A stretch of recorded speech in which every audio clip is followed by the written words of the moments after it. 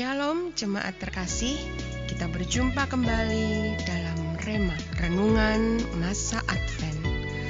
Renungan ini disadur dari Renungan Natal dari Christianity Today, Masa untuk Takjub. Selamat mendengarkan, Tuhan Yesus memberkati. Renungan hari ini berjudul Perapian Transformasi Zakaria.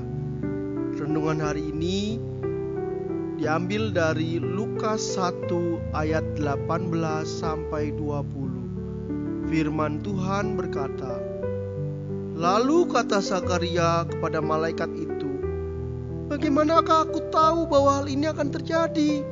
Sebab aku sudah tua dan istriku sudah lanjut umurnya.' Jawab malaikat itu kepadanya, 'Akulah Gabriel yang melayani Allah, dan aku telah diutus untuk berbicara kepadamu, untuk menyampaikan kabar baik ini kepadamu.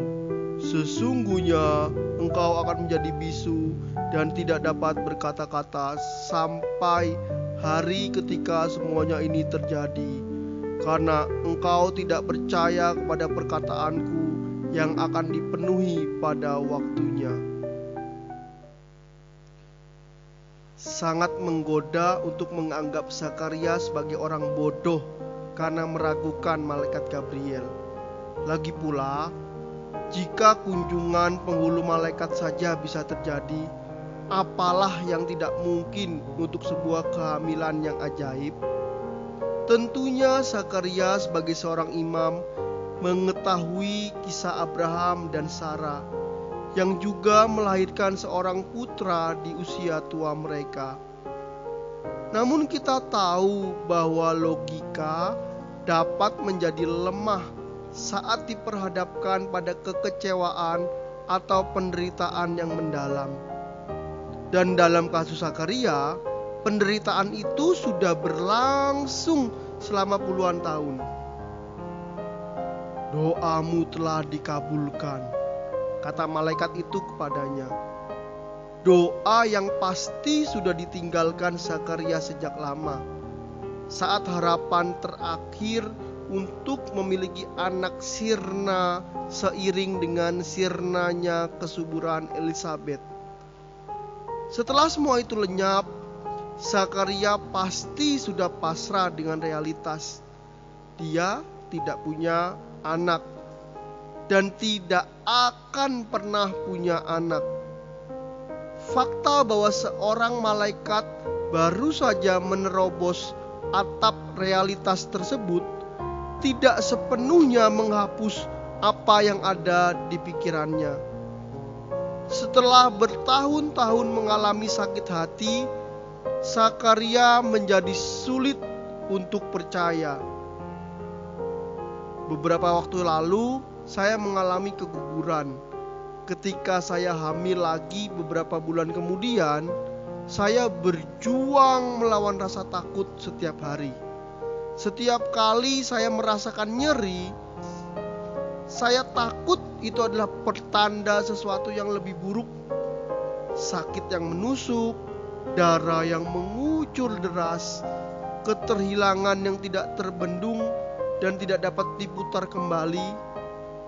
Saya merasa sulit, hampir mustahil untuk mempercayai bahwa saya benar-benar akan punya seorang bayi.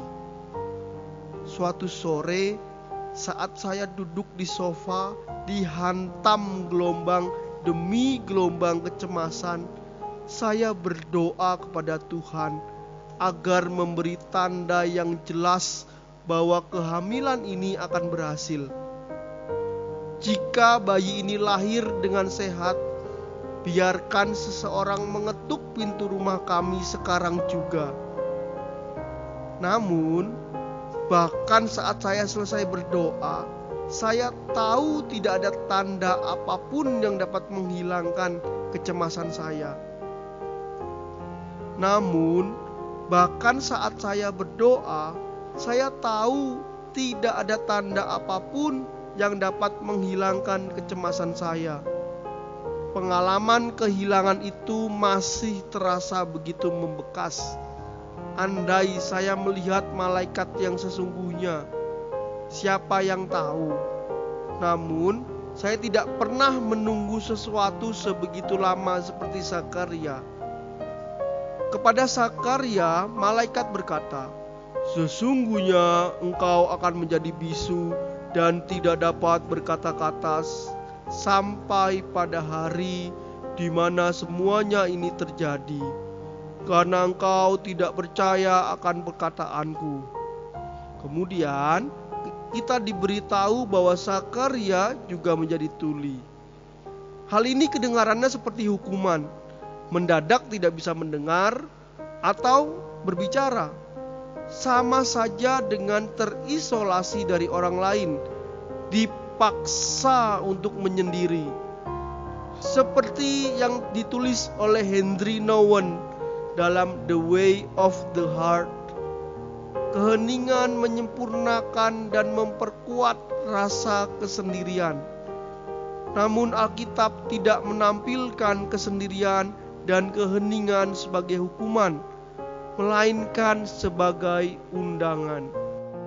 Kesendirian, tulis Nouwen, adalah perapian transformasi. Di dalam keheningan, terlucuti dari berbagai hal duniawi, kita dipaksa menghadapi ketiadaan yang menakutkan. Kerentanan yang menyiksa inilah yang menjadi pintu masuk menuju hadirat Tuhan, ke tempat di mana kita berserah diri kepada kasih-Nya.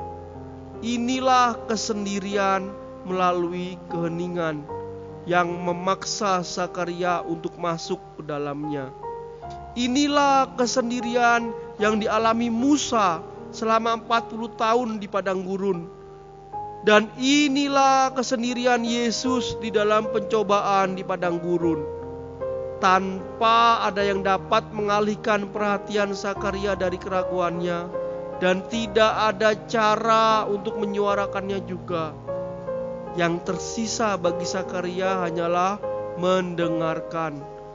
Di dalam keheningan, Tuhan berbicara lagi kepadanya, dan kali ini dia percaya. Ketika Zakaria akhirnya berbicara beberapa bulan kemudian, dia bernubuat tentang Mesias di dalam sebuah nyanyian yang penuh dengan ketakjuban, iman, dan kasih. Di dalam keheningan, Zakaria berubah jadi seorang yang pasrah, menjadi seorang yang penuh pengharapan. Keheningan, penantian, melepaskan kendali, semua ini adalah pengalaman yang menyakitkan sebelum hal itu menjadi pengalaman yang memberi kehidupan. Namun janji Injil adalah bahwa suatu hari kehidupan akan datang. Hingga saat itu tiba, kita menanti seperti Zakaria dan Elizabeth sampai janji-janji Allah dinyatakan. Tolonglah kami ya Tuhan untuk berserah kepadamu di dalam keheningan dan penantian, agar kami pun dapat diubahkan. Bapak, Ibu, saudara-saudari sekalian, pikirkanlah peran dari keheningan dan kesendirian di dalam kehidupan rohani kita. Bagaimana saat-saat hening dapat menjadi kesempatan untuk transformasi dan keintiman yang lebih mendalam dengan Tuhan. Bapak, Ibu, saudara-saudari yang terkasih, pikirkanlah bagaimana kisah Zakaria menggambarkan proses yang menyakitkan, tetapi memberi kehidupan dalam hal melepaskan kendali. Bagaimana kita dapat melatih penyerahan diri dalam kehidupan sehari-hari kita?